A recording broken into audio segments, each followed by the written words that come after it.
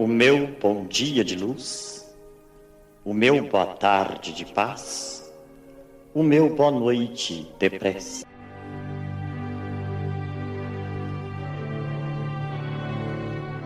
Livro dos Espíritos de Allan Kardec, sequência do comentário de Santo Agostinho, em conclusão 9. Se o vosso mundo fosse inacessível ao erro, seria perfeito, e longe disso se acha ele. Ainda estáis aprendendo a distinguir do erro a verdade. Faltam-vos as lições da experiência para exercitar o vosso juízo e fazer-vos avançar. A unidade se produzirá do lado em que o bem jamais esteve de mistura com o mal. Desse lado é que os homens se coligarão pela força mesma das coisas, porquanto reconhecerão que aí é que está a verdade. Aliás, que importam algumas dissidências mais de forma que de fundo. Notai que os princípios fundamentais são os mesmos em toda parte e vos hão de unir num pensamento comum, o amor de Deus e a prática do bem. Quaisquer que se suponham ser o modo de progressão ou as condições normais da existência futura, o objetivo final é um só: fazer o bem. Ora, não há duas maneiras de fazê-lo.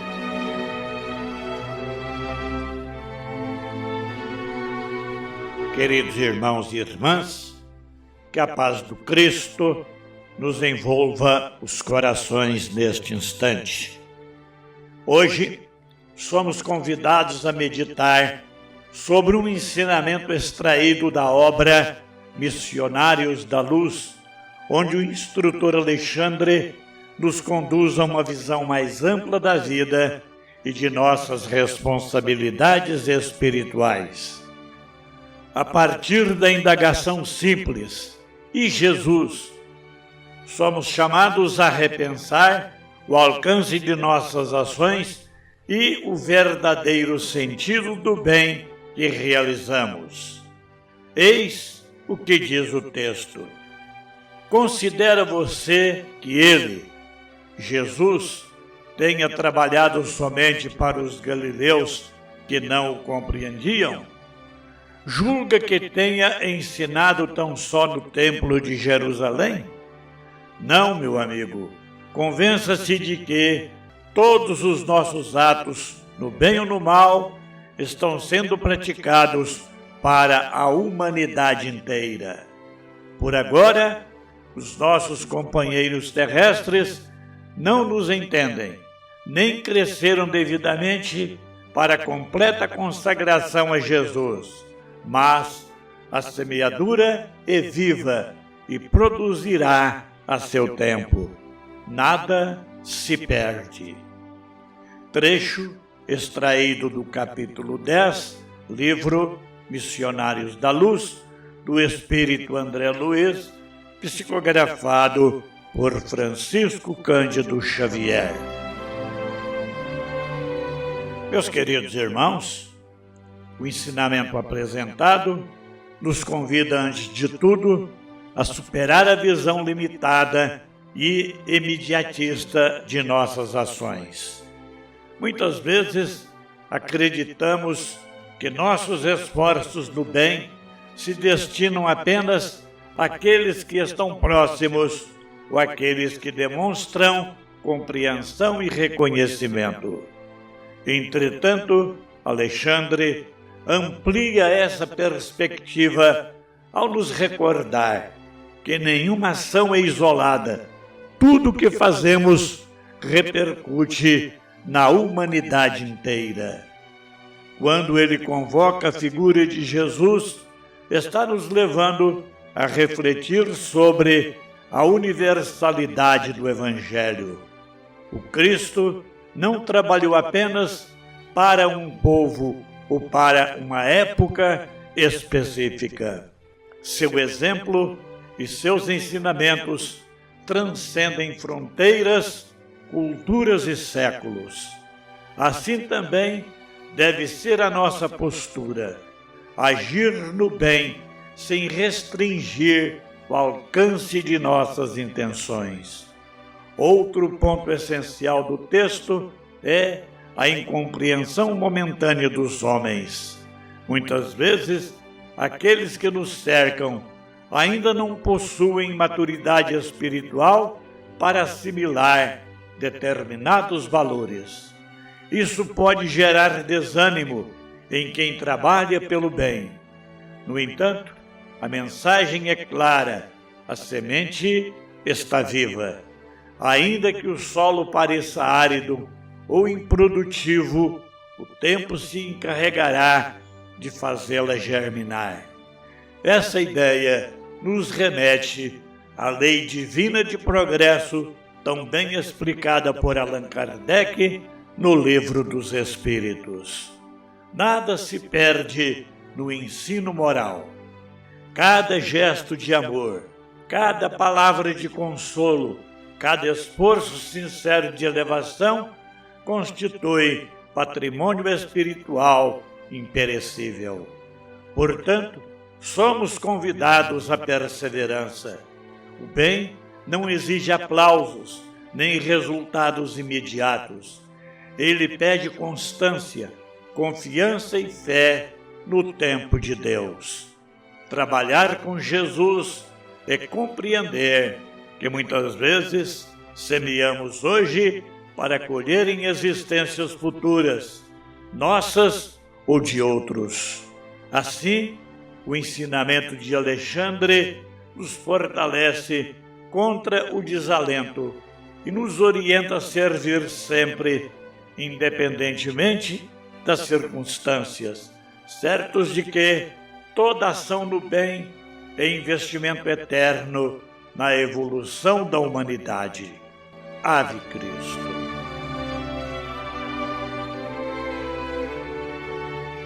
A nossa ouvinte Florimeire Pedroso, de Londrina, Paraná, encaminha ao programa pedido de prece em favor de 2 amigos da cidade de Cambé, atuantes trabalhadores do Centro Espírita Allan Kardec, que retornaram à pátria espiritual no mesmo dia. São eles Emanuel Gonçalves e Wilson Furnaleto, pessoas muito estimadas na cidade de Cambé.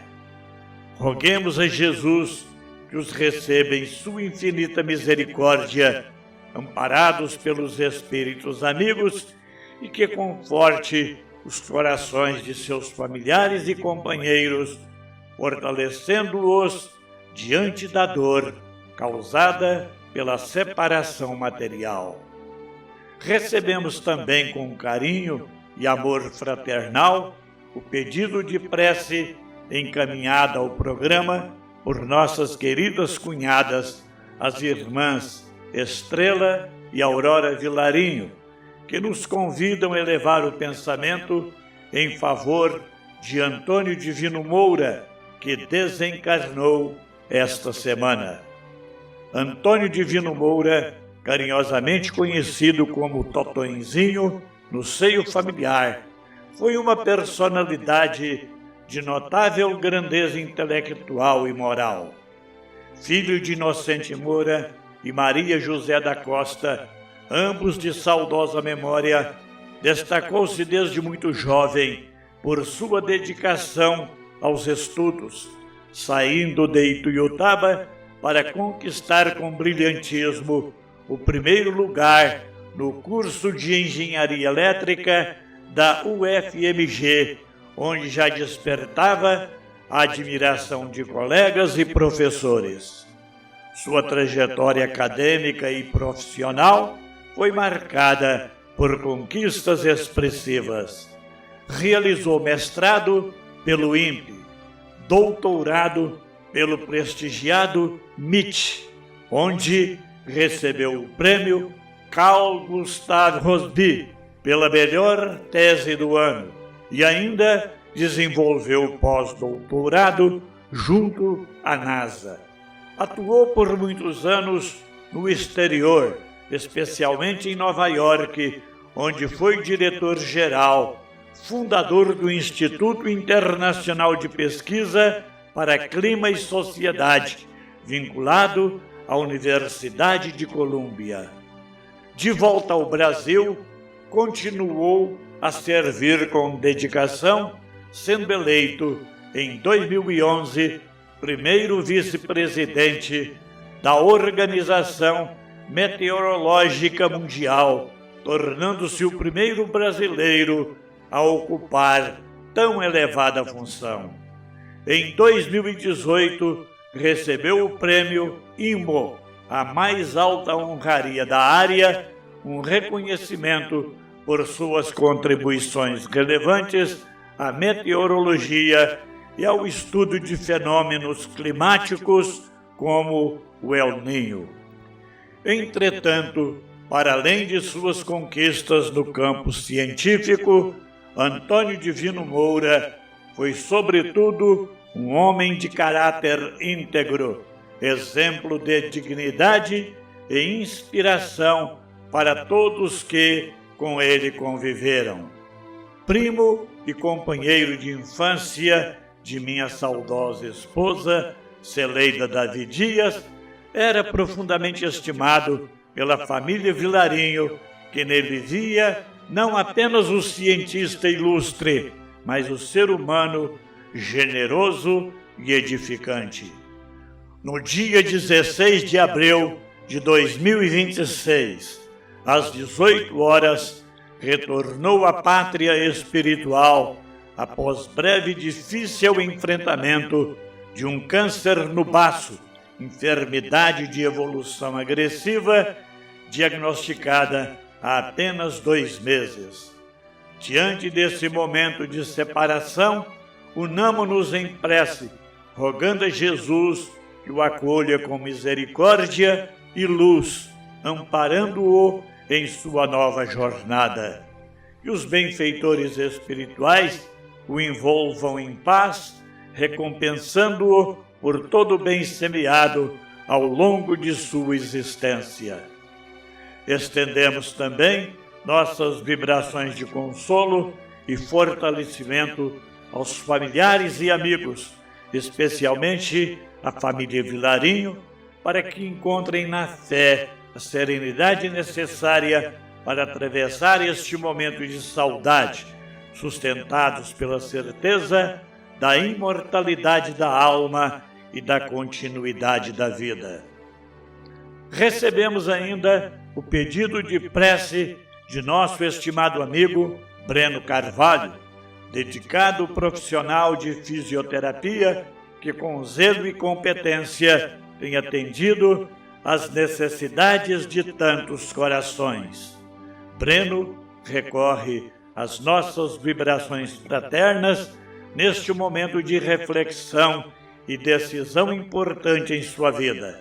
Ele recebeu um convite especial de um atleta brasileiro para acompanhá-lo como assistente de fisioterapia em uma competição que será realizada no Peru nos próximos dias.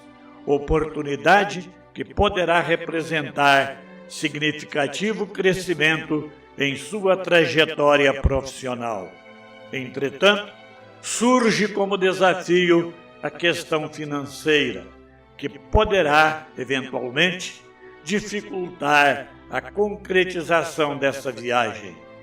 Diante disso, nosso amigo eleva o pensamento à providência divina, buscando inspiração e amparo para discernir com serenidade se deve ou não aceitar o convite, confiando que, sendo essa uma porta útil ao seu progresso, os recursos necessários poderão ser providenciados.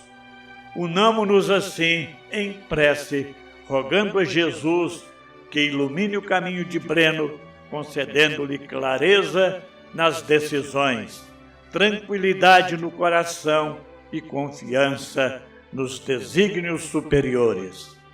Que se esta oportunidade estiver em consonância com seu bem maior, sejam removidos os obstáculos e favorecidos os meios para sua realização. Que os benfeitores espirituais o inspirem, sustentem e fortaleçam, conduzindo-o sempre pelos melhores caminhos, aqueles que promovem o crescimento, a dignidade e o serviço no bem. Vamos orar.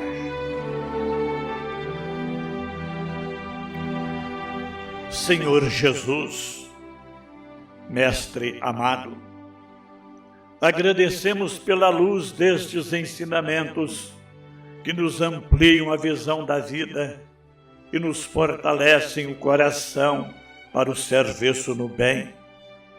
Ajuda-nos a compreender que nenhum esforço sincero se perde, que toda semente de amor lançada à terra encontrará no tempo oportuno o solo fértil para florescer. Dá-nos, Senhor, a perseverança diante das incompreensões, a serenidade diante das dificuldades e a confiança inabalável em Tua divina providência. Que possamos trabalhar sem desânimo, amar sem exigências e servir sem esperar recompensas, conscientes de que estamos cooperando contigo na construção de um mundo melhor. Abençoa, Senhor, todos os lares, todos os corações aflitos e sustenta-nos no caminho da luz e do bem. Que assim seja.